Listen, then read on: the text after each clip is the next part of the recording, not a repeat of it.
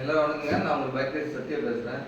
நமது தமிழ்நாடு ஒருங்கிணைந்த பைக் தொழிலாளர் சங்கத்துடைய உறுப்பினர் கோட்டீஸ்வரி மேடம் வந்து ஒரு சின்ன விபத்து ஏற்பட்டுச்சு.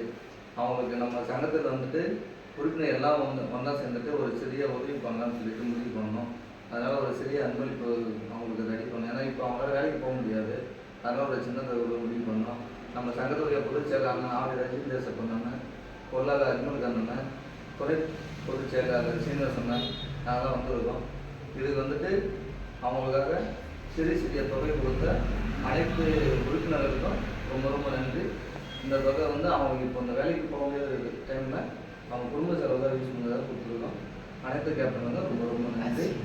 நம்மளோட கேப்டன் வந்து ராமன் ஒரு கேப்டன் தாம்பரத்தில் அவர் வந்துட்டு நம்ம அக்காக்காக அரிசி ஒரு 25 கிலோ அரிசி கொடுத்துருக்காரு.